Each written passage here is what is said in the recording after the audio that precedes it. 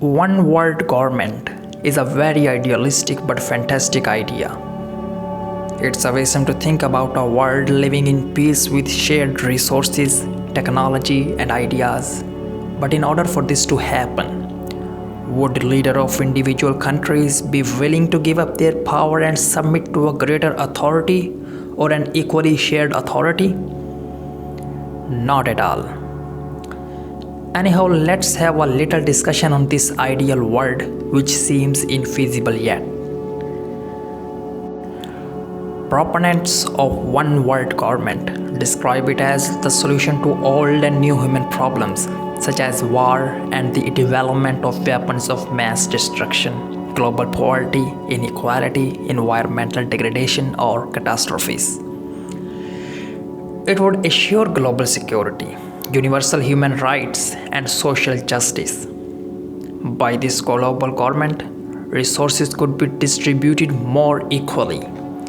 International institutes could share technology instead of being in a technology war. And it will highly increase advancements in research as well.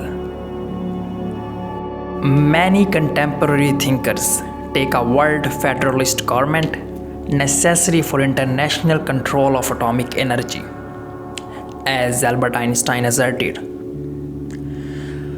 A world government must be created which is able to solve conflicts between nations by judicial decision. This government must be based on a clear-cut constitution which is approved by the governments and nations and which gives it the sole of disposition of offensive weapons. Even some contemporary thinkers say that only a totalitarian world government can tackle global emergencies like the case of corona at present. On the other hand, opponents of one world government call it just utopian thinking. Being realistic, they say it is practically infeasible and unachievable. It may produce more harm than good due to egoistic and corrupted human nature. It may become an inescapable global tyranny. Such globalization would easily obliterate distinct cultures and civilizations.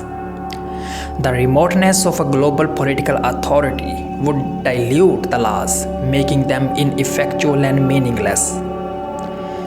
They also say that even world government is unnecessary to solve problems such as war, global poverty, and environmental catastrophe.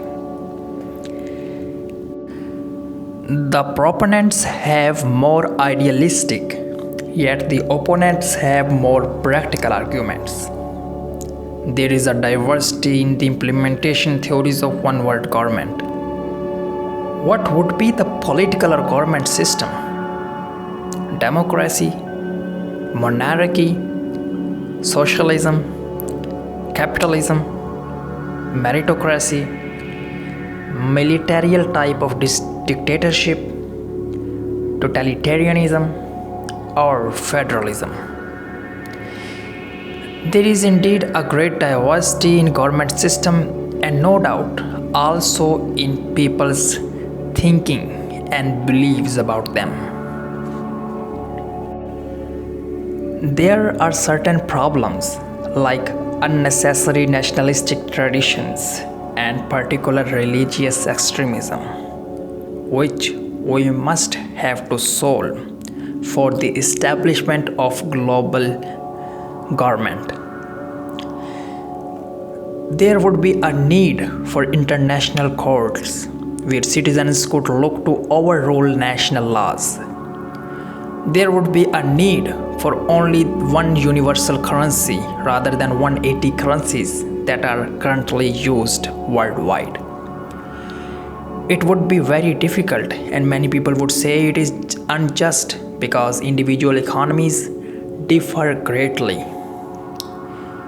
But it should be noticed here that the European Union achieved this on a smaller scale when the euro was formally adopted in 1999, replacing 22 different forms of currency that were formerly used in Europe. The dream of a one world government can be achieved through a leftist revolution also, but with a better practical strategy. In that case, a socialist system would be the best, for it ideologically based upon social equality and justice. Another way to unite all nations is possible through global organizations. United Nations could eventually evolve into a world government. In order for this to work, the UN would likely need to add a parliamentary assembly with directly elected representatives. Individual countries could have their own local laws, but the international laws would be supreme. So, these were a few introductory thoughts on a global world government.